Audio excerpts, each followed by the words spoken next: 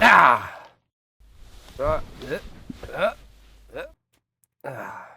Hello, everyone, and welcome to Plants vs. Zombies. Oh shit, oh shit, oh fuck. In October of last year, Plants vs. Zombies had a remaster where they introduced controversially enhanced sprites, as well as new quality of life updates to the original Plants vs. Zombies game that came out in 2009. I personally never played the original Plants vs. Zombies game before, so seeing this, I was intrigued into trying the remaster so I wouldn't have to play a 17-year-old game. Surely, it's a pretty cheap game. $20.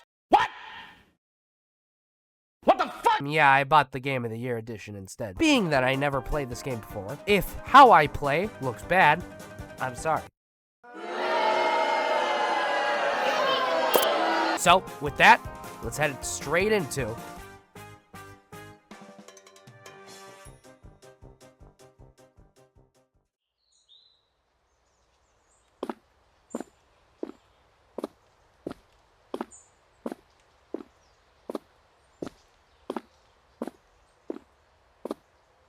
Level 1 has us in the front yard, which is our tutorial level, and we are introduced to the most iconic plant in Plants vs. Zombies, the pea shooter. Hooray! And yes, it does exactly what it sounds. Following the pea shooter, we're introduced to the sunflower. The sunflower produces additional sun so that we can plant more plants in our lawn. In the next few sub-levels, we are introduced to a couple more plants such as the cherry bomb and the walnut, as well as a new zombie type, the conehead zombie, which can take a couple more hits compared to your regular zombie. What's cool about this game is that it introduces new things in the middle of levels, which includes probably my favorite minigame in the whole game, walnut bowling.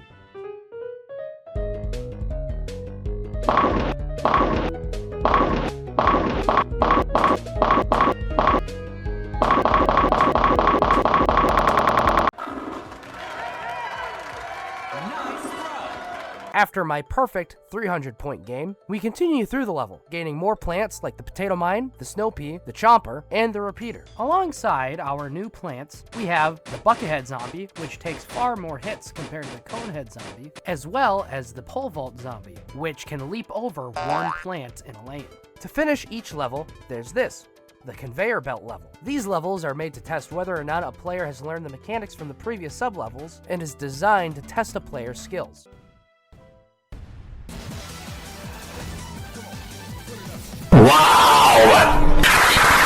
Wow, that was pretty easy. Let's move on to level 2. After hours. Level 2 changes up some things as it turns the environment from day to night. For example, previously, we were able to get extra sun from the sky. However, there being no sun means we get no extra sunlight. Luckily, these guys still shut out sunlight regardless if it's day or nighttime. Due to this decrease in sunlight, the game gave us this little guy, the puff shroom. Unlike the other plants we'll see, this little fella is free. Another thing we have to worry about at this level is these guys, the tombstones. They don't do anything until the giant waves, but basically, they're spawn points for zombies inside the yard. And we can't forget our new zombie type, the newspaper zombie, who, when you destroy their newspaper, rushes you like a 400-pound power lifter when you take their caffeine. After this level, we are introduced to a new plant, the sun shroom. Really simple, just like the sunflower, but it gives little sun at first, until you show it a picture of a hot mom, and then suddenly, it grows. The fume shroom is introduced next, which allows us to damage the new zombie type, the screen door zombie. We also get introduced to the grave buster, which munches down on graves to get rid of them from the yard, as well as the hypno shroom in the next sublevel, alongside the fucking annoying ass football zombie. Fuck these stupid fucking zombies. If you thought the walnut bowling was a fun minigame, we are introduced to the second greatest minigame of PvZ, Whack-a-Zombie.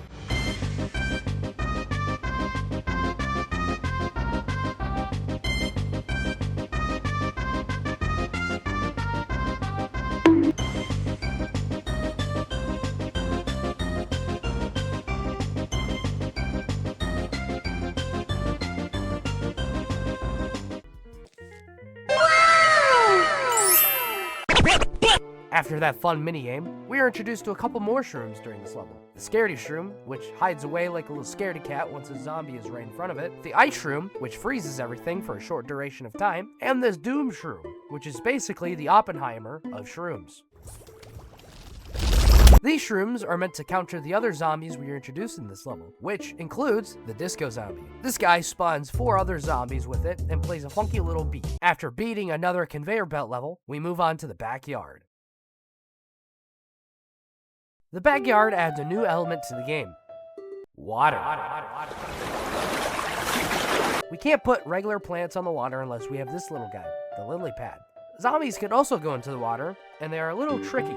Some would say cheeky bastards. We're introduced to more plants, of course, including the squash, the three-peater, and the tangle kelp, which drags zombies under the water. Alongside these plants, we have another water zombie variant, the snorkel zombie. After beating level 3-4, we gain access to Crazy Dave's shop. What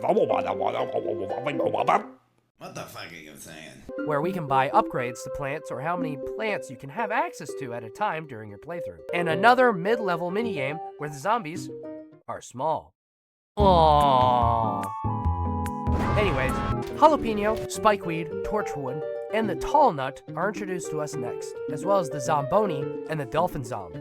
And finally, the conveyor belt level. To my absolute surprise, it runs smoothly. I will say this game seems very easy, but I digress. On to the next level. Level 4 takes us back to nighttime. This is where we are introduced to a new mechanic, the fog, as well as the sea shroom, which works just like the puff shroom did, except it's in the water. We're also introduced to this weird guy. Okay, because the fog is blocking most of the lanes in the level, we can't see shit until zombies practically get out of the fog. So, we are granted access to the planter. It's a plant that generates light and clears up half of the fog so we can see it. We are also introduced to the cactus, the blover, which does the same job as the planter, but in my opinion, better. The balloon zombies also make an appearance, which can also be countered by the cactus or the blover. After beating this level, we are awarded the taco. The taco is an item we can trade with Crazy Dave to get 1 diamond or about 1,000 coins so we can spend that money at his shop. We are also introduced to another minigame, vases. I'm gonna be honest, I don't like vases that much. And in my opinion, it's not that fun. Up next, the split pea, which shoots peas in both directions in 1 lane. This is meant to counter the miner zombie, who starts on the beginning of the lane and mines across to the back of the lane and starts from there. We're also introduced to the starfruit, which shoots in 5 directions, the pumpkin, which can be placed on the plants to grant more protection, and the magnet shroom, which is meant to counter enemies such as the newly introduced pogo zombie, the buckethead zombie, and the football zombie. And then, this happens.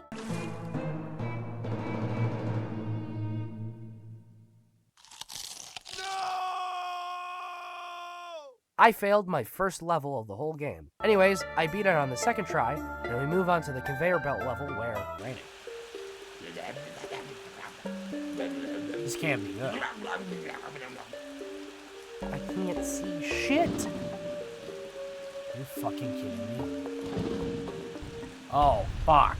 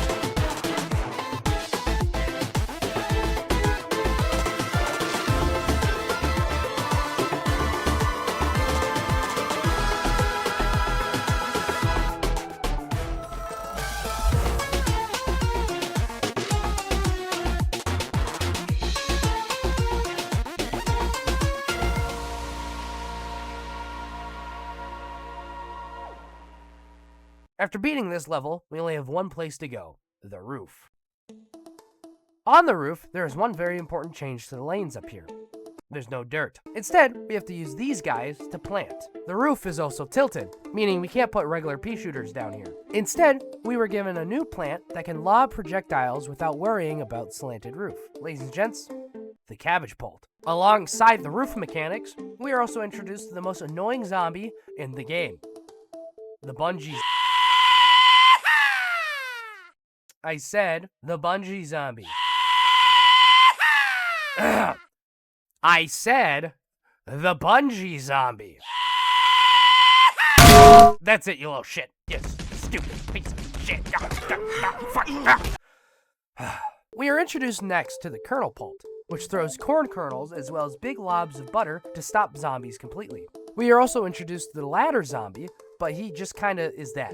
A zombie with a ladder. So I really don't care. The coffee bean is also introduced to us, so that we can awaken our shrooms during the day. This is the Zen Garden. You can grow plants and generate coins in the Zen Garden. That's pretty much the gist of it. I didn't really care much for it. As well as another mini-game, of which I also really didn't care for. Up next, we're introduced to the garlic plant, which is the most worthless plant in the game. Why the fuck is this here? Its only purpose is to portray the local League of Legends player and scare away any type of human interaction by smelling like complete dog shit. I only used this plant once, and honestly, probably for the best. We're also introduced to this guy, the catapult zombie, who is a bitch to take care of because when he runs out of basketballs, he charges up and plows down all of your plants like a cheeky fucking bastard. After this, we are introduced to our last plants of the game, the umbrella leaf, which counters these annoying-ass bungee zombies, the marigold plant, and finally, watermelon. With that, our last zombie of the game, the big boy himself, Gargantuar, and his little mini-me sidekick. They're pretty tanky, but if you know what you're doing, they're pretty easy to take care of. Finally, the last conveyor belt level of the game, and the last level overall. Surely, it won't be that hard. No! No, Crazy Dave! No! Alright, you zombies, where are you? Face me now, damn you! Oh. On second thought, you can have them. Wait.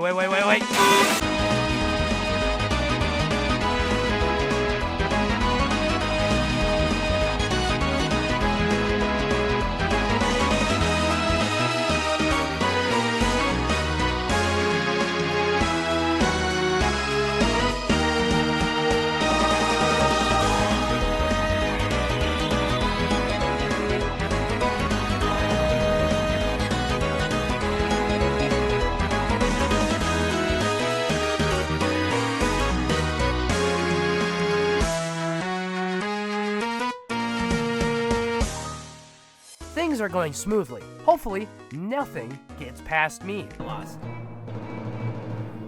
Fuck. No! You fucking gaggle fuck.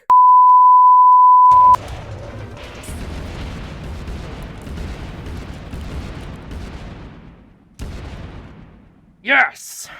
Yes! We did it. We can rest easy knowing that our house is safe. Overall, I like playing Plants vs. Zombies quite a lot. It was a very nice sense of nostalgia for me playing, and it was definitely a nice bit of fresh air from the other games I've been playing with. Hopefully, nothing comes out soon that really trifles my feathers. Huh? No, come on!